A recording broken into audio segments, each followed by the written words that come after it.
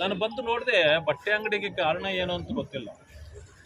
But ಎಲ್ಲ ಕಡೆಯಲ್ಲೂ ಬಾಟಲ್ಗಳನ್ನು ಎಸೆದಿದ್ದಾರೆ. ನೋಡಿ, ಮುಂದೆ ಇರ್ತಕ್ಕಂಥ ಅಂಗಡಿ ಅದನ್ನು ಪೂರ್ತಿ ಜಖಂಗೊಳಿಸಿದ್ದಾರೆ.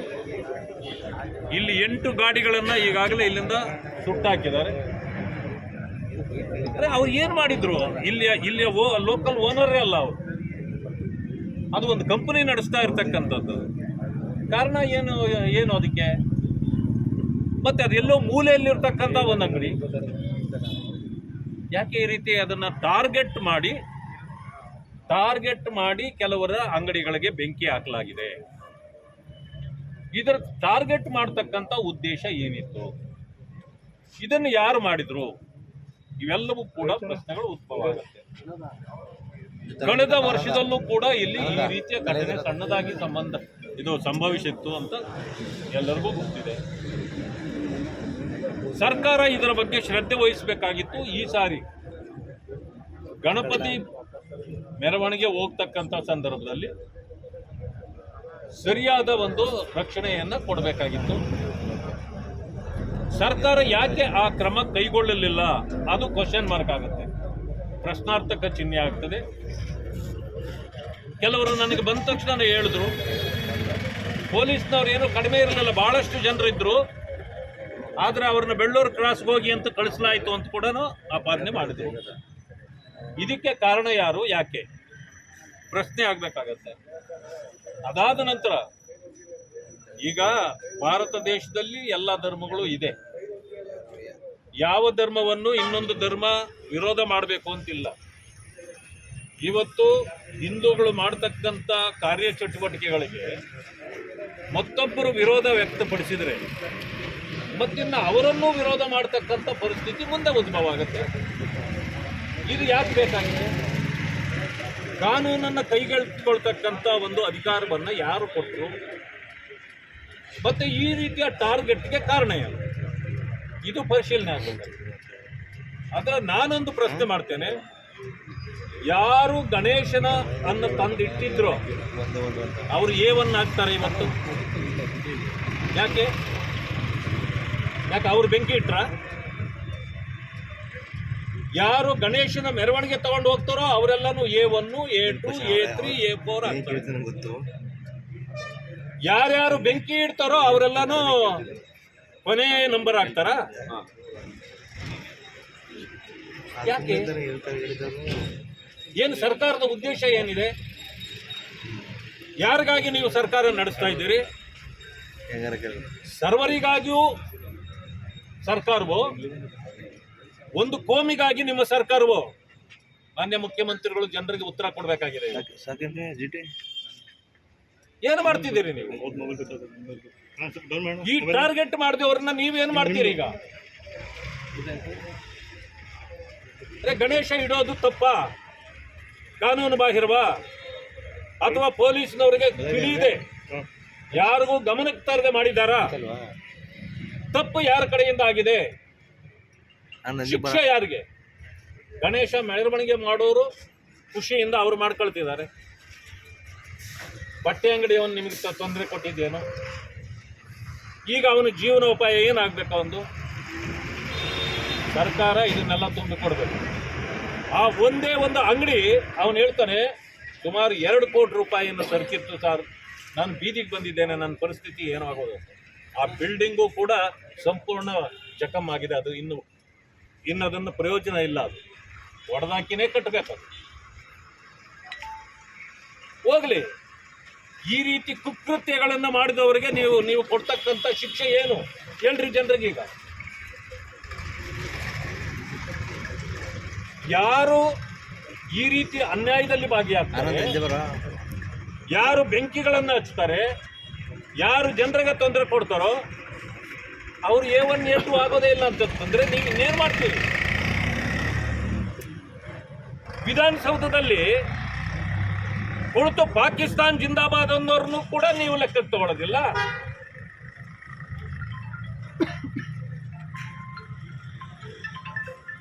ಬಾಂಗ್ಲಾದೇಶದ ಪರಿಸ್ಥಿತಿ ಗವರ್ನರ್ಗೆ ಬರ್ತದೆ ಅಂತ ಅನ್ನೋದಾದ್ರೆ ಇಂಥವರ ಬಗ್ಗೆ ಕ್ರಮ ಜರುಗಿಸದೇ ಇದ್ರೆ ಈ ಸರ್ಕಾರನ ಏನನ್ಬೇಕು? ಇವತ್ತು ಕರ್ನಾಟಕದಲ್ಲಿ ನಡೀತಾ ಇರ್ತಕ್ಕಂಥ ಸರ್ಕಾರ ಅಲ್ಲ, ಕಾಂಗ್ರೆಸ್ನ ಮುಖವಾಡ ಹಾಕೊಂಡು ಮತೀಯ ಶಕ್ತಿಗಳು ರಾಜ್ಯದಲ್ಲಿ ಇವತ್ತು ತಲೆ ಎತ್ತುತ್ತಾ ಇವೆ. ಆ ಮತೀಯ ಶಕ್ತಿಗಳನ್ನ ಹದ್ದುಬಸ್ನಲ್ಲಿ ಇವ್ರಿಗೆ ಇಟ್ಟೆ ಆಗಲಿಲ್ಲ ಅಂತಂದ್ರೆ ಭಾರತೀಯ ಜನತಾ ಪಕ್ಷದ ಪ್ರತಿ ಕಾರ್ಯಕರ್ತನಿಗೂ ನೀವು ಕೆಲಸ ಕೊಟ್ಟಂಗಾಗುತ್ತೆ. ನಾವು ಈ ರೀತಿ ಸುಮ್ಮನೆ ಕೂತ್ಕೊಳ್ಳೋಕ್ಕಾಗೋದಿಲ್ಲ. ಅಂಬೇಡ್ಕರ್ ಅವರು ಬರೆದಿರ್ತಕ್ಕಂಥ ಸಂವಿಧಾನ ಎಲ್ಲರಿಗೂ ಸಮಾನ ಹಕ್ಕು, ಸಮಾನ ಜೀವನ ಕೊಟ್ಟಿದೆ. ನೀವೇನಾದ್ರೂ ಇದನ್ನು ವ್ಯತ್ಯಾಸ ಮಾಡಿದ್ದೇ ಆದ್ರೆ ಬಹಳ ಪರಿಸ್ಥಿತಿ ಸರಿ ಇರೋದಿಲ್ಲ. ಮಾನ್ಯ ಮುಖ್ಯಮಂತ್ರಿಗಳೇ, ಇದಕ್ಕೆ ಸರಿಯಾದ ನ್ಯಾಯ ಕೊಡಬೇಕು. ಈ FIR ಅನ್ನು ಕ್ಯಾನ್ಸಲ್ ಮಾಡಿ. ಮೊದಲು ಇದನ್ನ ಯಾರು ಬೆಂಕಿ ಹಚ್ಚಿದ್ರೋ ಅವರು FIR ನಂಬರ್ 1 ಅಲ್ಲಿಂದ ಪ್ರಾರಂಭ ಆಗ್ಬೇಕು. ನನ್ನನ್ನು ಒಡೆಯಕ್ಕೆ ಬಂದ್ರೆ, ನಾನು ಕೈ ಅಡ್ಡ ಇಟ್ಟರೆ ನಾನು FIR ಅಲ್ಲಿ ನಂಬರ್ 1 ಆಗ್ತೀನ? ನಾನು ಒಡೆದವನು ನಂಬರ್ 1 ಆಗೋದಿಲ್ಲ, ಒಡೆಸ್ಕೊಂಡವನು ನಂಬರ್ 1 ಆಗ್ತಾನ? ಇದು ನಿಮ್ಮ ಕಾನೂನ? ಇದಕ್ಕೆ ಮೊದಲು ತೆರೆ ಎಳೆಯತಕ್ಕಂಥ ಕೆಲಸವನ್ನ ಈ ಕಾಂಗ್ರೆಸ್ ಸರ್ಕಾರ ಮಾಡಬೇಕು. ನಾವು ಬಹಳ ಗಮನಿಸ್ತಾ ಇದ್ದೇವೆ. ಇವತ್ತು ದಲಿತರು ಒಂದು ಕಡೆಯಿಂದ ಟಾರ್ಗೆಟ್ ಆಗ್ತಾ ಇದ್ದಾರೆ, ಹಿಂದೂಗಳೆಲ್ಲ ಒಂದು ಕಡೆಯಿಂದ ಟಾರ್ಗೆಟ್ ಆಗ್ತಿದ್ದಾರೆ. ಆದರೆ ಮತೀಯ ಶಕ್ತಿಗಳು ನಮ್ಮ ಮೇಲೆ ಸದಾ ಪ್ರಹಾರಗಳನ್ನ ಪ್ರಾರಂಭ ಮಾಡಿವೆ. ಇದು ಹೇಗೆ ಸಹಿಸಿಕೊಳ್ಬೇಕು ನಾವು? ಹೋರಾಟಕ್ಕೆ ಇಳಿದ್ರೆ ರಾಜಕೀಯ ಮಾಡ್ಲಿಕ್ಕೆ ಬಂದಿದ್ದಾರೆ ಅಂತಾರೆ. ಹೋರಾಟ ಮಾಡೋದು ರಾಜಕೀಯನ ನಿಮಗೆ? ಹಾಗಿದ್ರೆ ನೀವು ಇಲ್ಲಿ ಮಾಡಿರೋ ತಪ್ಪು ಕೇಳೋರು ಯಾರು? ಇದು ಬಹಳ ಕೆಟ್ಟ ನಡೆಯ ಸರ್ಕಾರ ಇದೆ. ಸರ್ಕಾರದ ಈ ನಡೆಯನ್ನು ನಾವು ಎಲ್ಲರೂ ಸೇರಿ ಖಂಡಿಸ್ತೇವೆ. ನಿಮ್ಮದು ಕಾಂಗ್ರೆಸ್ ಸರ್ಕಾರವಾಗಿ ಇರುತ್ತೆ. ತಾಲಿಬಾನ್ ಸರ್ಕಾರ ಆಗಬಾರ್ದು. ನೀವು ತಾಲಿಬಾನಿಗಳಾದ್ರೆ ನಾವು ಏನಾಗಬೇಕು ಅನ್ನೋದನ್ನ ನಾವು ಹೇಳೋದಿಲ್ಲ, ಮಾಡಿ ತೋರಿಸ್ಬೇಕಾಗ್ತದೆ. ಇವತ್ತು ಈ ಸರ್ಕಾರ ನಡೆಸಲಿಕ್ಕೆ ಅವ್ರಿಗೆ ಆಗ್ತಾ ಇಲ್ಲ. ಮಾನಸಿಕವಾಗಿ ಅವರು ಬಹಳ ಎಲ್ಲ ಕರಪ್ಷನ್ ಚಾರ್ಜಸ್ಗಳು ಮೇಲೆ ಬಂದ ಮೇಲೆ ಮಂಕು ಕವಿದ ವಾತಾವರಣ ಇದೆ.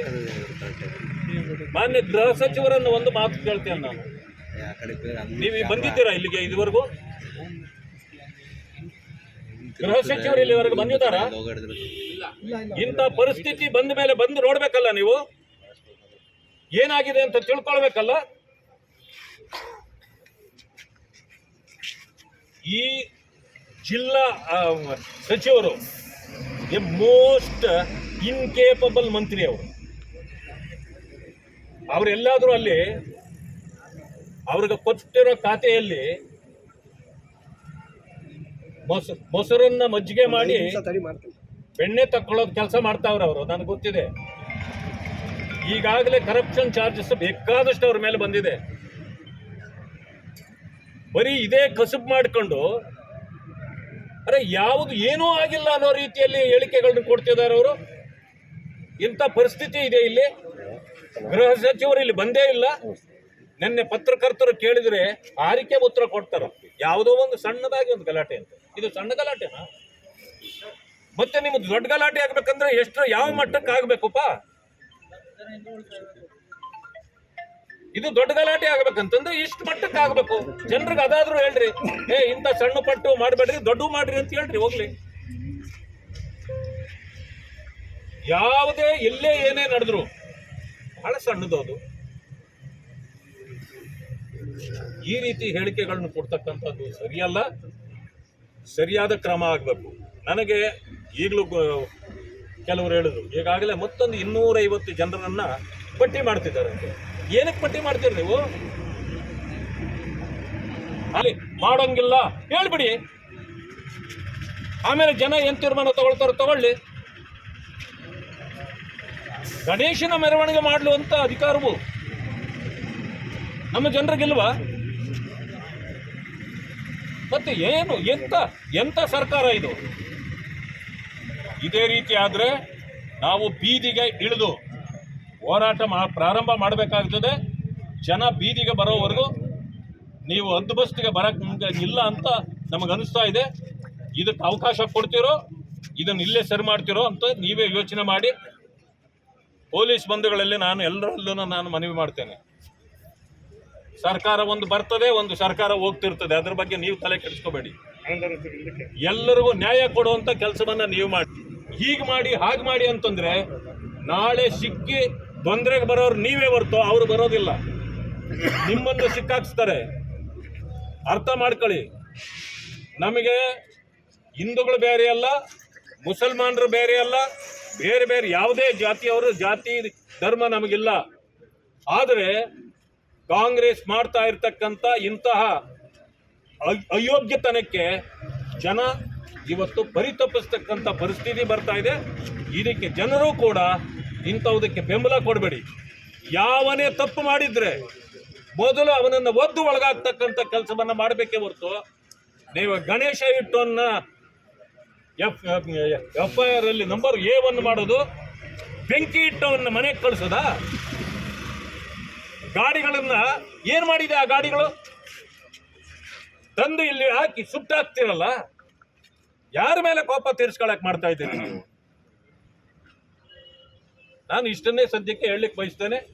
ಸರ್ಕಾರಕ್ಕೆ ನಾನು ಹೋಗಿ ಈಗಾಗಲೇ ಇಲ್ಲಿ ನಡೆದಿರ್ತಕ್ಕಂಥದ್ದನ್ನು ಪಟ್ಟಿ ಮಾಡಿ ನಾನು ಅವ್ರಿಗೂ ಕೂಡ ಗಮನ ಹರಿಸ್ತೇನೆ. ಬಟ್ ಎಲ್ಲರೂ ಇಲ್ಲಿ ಆಗಿರ್ತಕ್ಕಂಥ ಎಲ್ಲ ಇದಕ್ಕೂ ಕೂಡ ಅವರು ಸಂಪೂರ್ಣವಾಗಿ ಇದನ್ನು ಕಟ್ಟಿಕೊಡ್ಬೇಕು. ಸರ್ಕಾರದಿಂದ ಕಟ್ಟಿಕೊಡ್ಬೇಡಿ. ಯಾವನ ಬೆಂಕಿ ಹಾಕಿದಾನಲ್ಲ ಅವನ ಮನೆಗೆ ನುಗ್ಗಿ ಎಳ್ಕೊಂಡು ಬಂದು ಅವನ ಮನೆಯನ್ನು ಹರಾಜಾಕಿ ಈ ದುಡ್ಡನ್ನು ನಡೆದಿರುವಂಥ ಘಟನೆ ಅತ್ಯಂತ ಭೀಕರವಾದದ್ದು. ಮತ್ತು ಪೆಟ್ರೋಲ್ ಬಾಂಬ್ಗಳನ್ನು ಬಳಸಿದ್ದಾರೆ ಅನ್ನೋವಂಥದ್ದೇನೆ ತುಂಬ ದೊಡ್ಡ ವಿಚಾರ ಇದು. ಹಾಗೆಯೇ CCTVಗಳನ್ನು ಹಾಳು ಮಾಡಿ ಕರೆಂಟನ್ನು ತೆಗೆದು ಅಲ್ಲಿ ಸ್ಪಷ್ಟವಾಗಿ ತಮ್ಮ ಗುರುತುಗಳು ಸಿಗಬಾರ್ದು ಅನ್ನೋ ರೀತಿಯಲ್ಲಿ ಮಾಡಿರುವಂಥದ್ದು ಇದೊಂದು ಪೂರ್ವ ನಿಯೋಜಿತ ಕೃತ್ಯ ಅನ್ನೋವಂಥದ್ದಕ್ಕೆ ನಿಶ್ಚಿತವಾಗಿ ಕೈಗನ್ನಡಿ ಇದು. ಹಾಗೆಯೇ ಈ ಘಟನೆಯಲ್ಲಿ ಆರಿಸ್ಕೊಂಡಿರುವಂಥ ಅಂಗಡಿಗಳು ಕೂಡ ಇವರು ಏನು ಮಾಡೋಕ್ಕೆ ಹೊರಟಿದ್ದಾರೆ ಅಂತ ಪ್ರಶ್ನೆ ಮುಂದೆ ಬರುತ್ತೆ.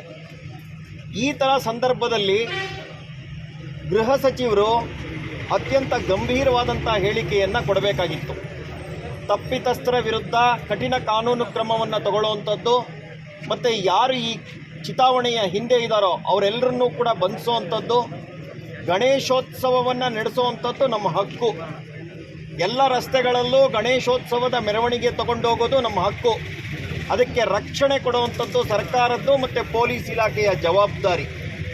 ಅವರು ಅದನ್ನು ಜವಾಬ್ದಾರಿಯುತವಾಗಿ ನಡೆಸಿಲ್ಲ ಅಂತ ಹೇಳ್ತೀನಿ. ಸರ್ಕಾರ ಇದ್ರ ಹಿಂದೆ ಬಲವಾದಂಥ ರೀತಿಯಲ್ಲಿ ನಿಂತಿದೆ. ಯಾರು ತಪ್ಪಿಸಿದಾರೋ ಅವರಿಗೆ ರಕ್ಷಣೆ ಕೊಡ್ತಾ ಇದೆ. ಇಡೀ ಸಮಾಜಕ್ಕೆ ರಕ್ಷಣೆ ಕೊಡುವಂಥ ಸರ್ಕಾರ ಓಲೈಕೆ ರಾಜಕಾರಣವನ್ನು ಮಾಡ್ತಾ ಇದೆ. ಹಾಗಾಗಿ ನಾವು ಇದನ್ನು ತೀವ್ರವಾಗಿ ಖಂಡಿಸ್ತೀವಿ. ತಪ್ಪಿತಸ್ಥರನ್ನು ತಕ್ಷಣ ಬಂಧನ ಮಾಡಬೇಕು. ದೊಡ್ಡ ರೀತಿಯ ಕಾರ್ಯಾಚರಣೆ ಆಗಬೇಕು. ಈ ಸಮಾಜದಲ್ಲಿ ಎಲ್ಲೆಲ್ಲಿ ಈ ಥರದ ಘಟನೆ ನಡೆದಿದೆಯೋ ಅವರೆಲ್ಲರಿಗೂ ಕೂಡ ದೊಡ್ಡ ಮಟ್ಟದ ಪರಿಹಾರವನ್ನು ತಕ್ಷಣ ಬಿಡುಗಡೆ ಮಾಡಬೇಕು ಅಂತ ನಾನು ಆಗ್ರಹ ಮಾಡ್ತೇನೆ. ನೀವು ಯಾರು ಗಣೇಶ ಇಟ್ಟವ್ರನ್ನ ಅವ್ರನ್ನೇ ನೀವು ಏವನ್ನು ಮಾಡೋದಾದ್ರೆ ನಿಮ್ಮನ್ನೇನು ತಿಳ್ಕೊತಾರೆ? ನಾನು ನಿಮಗೊಂದು ಮಾಡಿ, ಈಗ ನಿಮ್ಮದು ಕೈ ತಪ್ಪಿ ಹೋಗಿನೋ ಕಣ್ಣು ತಪ್ಪಿನೋ ಕೆಲಸ ಆಗ್ಬೋದು, ಇಲ್ಲ ಅಂತ ಇಲ್ಲ. ಈಗ ಮೊದಲೇ ಇದ್ರ ಎಚ್ಚರಿಕೆ ಇದ್ದಿದ್ರೆ ಇಲ್ಲಿವರೆಗೂ ಅದು ಮುಂದುವರಿತಿರ್ಲಿಲ್ಲ ಅಂತ ನನ್ನ ಭಾವನೆ. ನಿಮ್ಮನ್ನು ಅಕ್ಯೂಸ್ ಮಾಡಬೇಕು ಅನ್ನೋದು ನಮ್ಮ ಕೆಲಸ ಅಲ್ಲ. ತಪ್ಪು ಯಾರೇ ಮಾಡಿದ್ರು ಅದನ್ನು ತಪ್ಪು ಅಂತ ಹೇಳಲೇಬೇಕಾಗ್ತದೆ. ತಪ್ಪು ಮಾಡಿದ್ರು ಹೇಳಬೇಕಾಗುತ್ತೆ. ನಾನು ಒಂದು ಹೇಳ್ತಕ್ಕಂಥ FIR ಹಾಕಿದ್ದು ನಿಮಗೆ ಕಂಪ್ಲೇಂಟ್ ಕೊಟ್ಟವ್ರು ಯಾರು? ಅಥವಾ ನಿಮಗೆ ಗೊತ್ತಿದ್ರೆ ಎಲ್ಲಿಂದ ಪ್ರಾರಂಭ ಆಗಬೇಕು?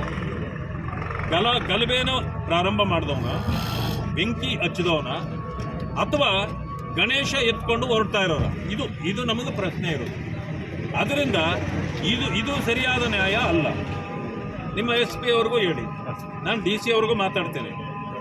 ಎಲ್ಲೋ ಕುತ್ಕೊಂಡು ಯಾರೋ ಫೋನ್ ಮಾಡ್ತಾರೆ ಪಾಪ, ಅದ್ರ ಪ್ರಕಾರ ನೀವು ಆಕ್ಟ್ ಮಾಡಬೇಡಿ. ತೊಂದರೆ ನಾವು ಮಾತಾಡಿದ್ರು ನಿಮ್ಮ ವಿರುದ್ಧನೇ ಮಾತಾಡ್ತೀವಿ. ನಾಳೆ ಸರ್ಕಾರ ಏನಾದ್ರು ಕ್ರಮ ಕೈಗೊಂಡ್ರು ನಿಮ್ಮ ಮೇಲೆ ಕೊಡ್ತಾರೆ. ಅವರು ತಪ್ಪು ಹೋಗ್ತಾರೆ, ನಾವು ತಪ್ಪು ಹೋಗ್ತಾರೆ. ಸ್ಕೇಪ್ ಗೋಟ್ ಆಗೋರು ನೀವು ಆಗಬೇಡಿ. ಹಂಗೇನಾದ್ರೂ ಬಂದರೆ ನಾನೇ ಇರ್ಬೋದು, ನಾಳೆ ನಾನು ಮಂತ್ರಿ ಇರ್ತೀನಿ ಅಂತ ಇಟ್ಕೊಳ್ಳಿ. ನೀವು ಹೇಳ್ಬೇಕು, ಕನ್ವಿನ್ಸ್ ಮಾಡ್ಬೇಕು, ಸರ್ ಇದು ಮಾಡಿದ್ರೆ ತಪ್ಪಾಗತ್ತೆ, ಇದನ್ನು ನೀವು ದೊಡ್ಡವರಾಗಿದ್ದೀರಿ, ನೀವು ಹೀಗೆ ಹೇಳಿ ನಮ್ಮ ಕೈಲಿ ಮಾಡಿಸ್ತೀರಿ, ನಾಳೆ ನಮಗೇನಾದ್ರೂ ಆದರೆ ಯಾರು ಸರ್ ಬರ್ತಾರೆ ನಮಗೆ ಅಂತ ಹೇಳಿ. ನೀವು ತಪ್ಪೇನಿದೆ ಅದರಲ್ಲಿ? ಸರ್ಕಾರ ಯಾರು ಅಲ್ಲ ರೀ, ಸರ್ಕಾರ ಒಂದು MLA MLC ಒಂದು ಸರ್ಕಾರ 5 ವರ್ಷಕ್ಕೆ ಬರ್ತಾರೆ ಹೋಗ್ತಾರೆ, ಸದಾ ಉತ್ತರ ಕೊಡಬೇಕಾಗಿರೋರು ನೀವು. ದಯವಿಟ್ಟು ಯಾರಿಗೂ ಹೀಲ್ಡ್ ಆಗಬೇಡಿ, ಯಾರ ಮರ್ಜಿಗೆ ಬೀಳಬೇಡಿ, ನೇರವಾಗಿ ಯಾವನೇ ತಪ್ಪು ಮಾಡಿರಲಿ ಅದನ್ನು ಹಾಕಿ. ನಮ್ದೇನೋ ಇಂಥದ್ದನ್ನೇ ಅಂತ ನಾವೇನು ಹೇಳಲ್ಲ ನಿರ್ದಿಷ್ಟವಾಗಿ, ಆದರೆ ಇಲ್ಲಿ ಆಗಿರ್ತಕ್ಕಂಥದ್ದು ಸರಿಯಲ್ಲ.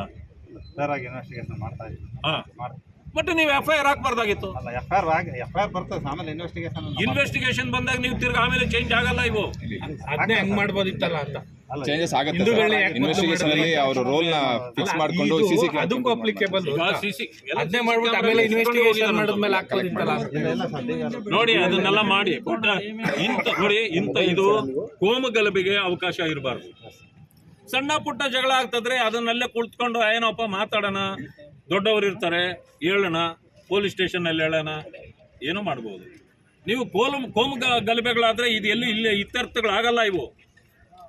ಇದು ಪ್ರಾಣಗಳನ್ನು ಬಲಿ ತಗೊಳ್ಳುವಂಥ ಪರಿಸ್ಥಿತಿಗೆ ಬಂದ್ಬಿಡ್ತದೆ. ಅದು ಆಗಬಾರ್ದಲ್ವಾ? ನೋಡಿ, ಪ್ರಾಣ ಎಲ್ಲರದು ಒಂದೇ, ಅದು ಮುಸ್ಲಿಂ ಇರ್ಬೋದು, ಹಿಂದೂ ಇರ್ಬೋದು, ಸಿಖ್ ಇರ್ಬೋದು, ಯಾರೇ ಇರ್ಬೋದು. ಆದರೆ ಪುಂಡತನ ಮೇರಿಯವರು ಅವ್ನು ಯಾವನೇ ಆಗಿದ್ರೆ ಮೊದಲು ಬಲಿ ಹಾಕಬೇಕು. ಅದನ್ನು ದಯವಿಟ್ಟು ಮಾಡಿ. ಈಗ ಯಾರ ಮರ್ಜಿಗೂ ನೀವು ಸಿಗಬೇಡಿ. ಧನ್ಯವಾದ.